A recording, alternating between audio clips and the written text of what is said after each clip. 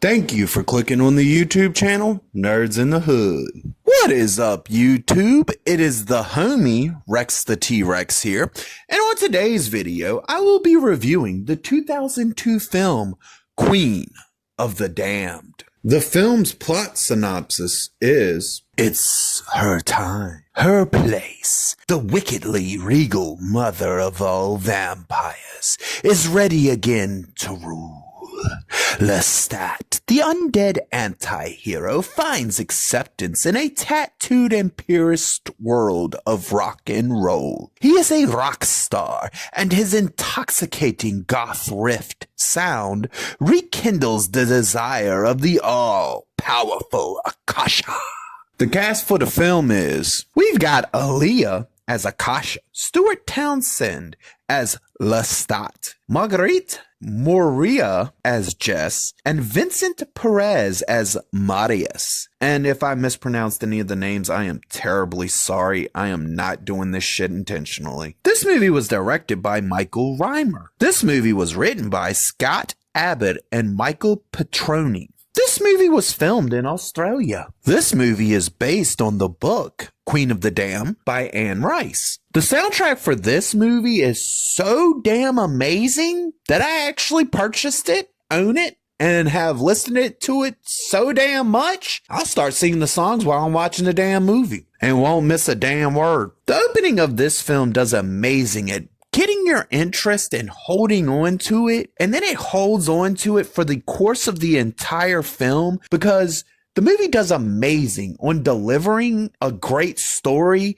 that is set up by its opening scene and keeps that same momentum from the opening all the way through to the end. Even though Anne Rice wasn't one of the writers on this film, we still do get a really great film that respects the source material to no end. The actors do great in the roles that they were given for this film, to the point where it's almost like looking through a window into an alternate universe. The effects for this movie still hold up to this very day, and they don't really show any signs of getting old or becoming extremely noticeable because of just how well they're executed. It just still looks amazing as the first time I watched it, really. This movie took a great story and matched it with a really good runtime so that you never feel like the movie's dragging. You never have the chance to feel bored, and you definitely don't have the time to be fucking off on your phone between scenes. This movie has some really good drama throughout the entire film that does its part to keep the movie interesting and entertaining. This movie has a few corny, cheesy lines in it that it doesn't do anything against the movie. It doesn't hamper the movie. And in all honestness, it kind of gives it a more realistic feel when it comes to the dialogue to have these kind of cheeky, cheesy lines. Because you know, in real life, no matter who you are, no matter where you've been, no matter what you've done, there's been times when you've said some cheesy ass shit, and that's it. And that's kind of how this movie treats it. One of the things for me that I feel like kind of holds this movie back a little bit, and it does hold it back a little bit, is the fact that they should have had Anne Rice write the script in this film like she did for Interview with a Vampire, because it would have really put this movie on a whole nother fucking level and actually would have made certain cheesy things go away and had a little bit more of a flow to it. Because Interview with a Vampire, the dialogue just flows beautifully. In this movie, you get a couple cheesy lines here and there that do kind of like fuck with the flow to a degree. It's not as smooth, but at the end of the day, even though she didn't write the movie, we did get a good movie out of it.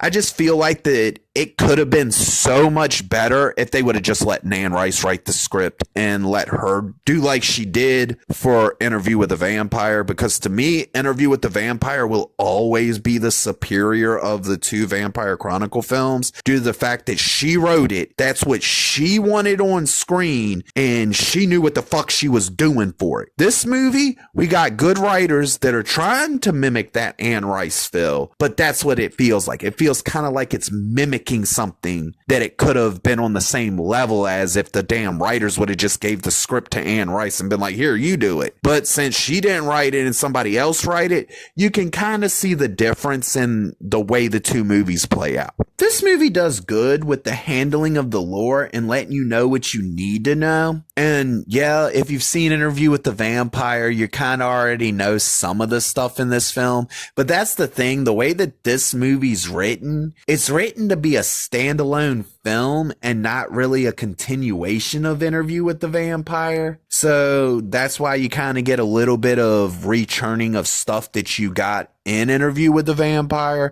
is the fact that they were trying to do something completely new and original and not connected to Interview with the Vampire, which realistically everybody would have looked at fucking Lestat and been like, yeah, that's the first sign that this is not gonna connect with that film. This movie has a few tense ass moments in it that are well executed.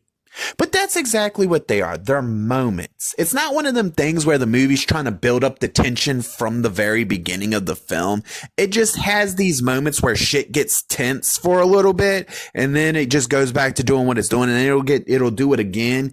And when the movie does that, it does really well at executing it. Anne Rice created something original in the vampire space. And even though she's not writing this movie, you can still see that originality in this film. We get a great third act that wraps up the story in a very satisfying way. Even without Anne Rice writing the script to this film, we do end up getting a really good movie that is respectful to her work. We get a good story with some great act. The only way this movie could have been better is if they would have let Anne Rice write the script herself. But either way, we still get a great movie that entertains us from beginning to end. It doesn't have some bullshit political messaging in it. And that's why this is going to be one of them movies that people will want to revisit over and over again. It's because it is pure entertainment for the sake of pure entertainment. At the end of the day, we get a really good movie with a pretty good script. It had the potential to be a lot better than it could have been, but it still managed it to be entertaining and keep your interest from beginning to end. This film receives the rating of, I'm actually entertained. If you liked the video, please click the thumbs up. If you disagree or agree with me, please leave a comment. And if you really want to see more of me, please hit that subscribe button.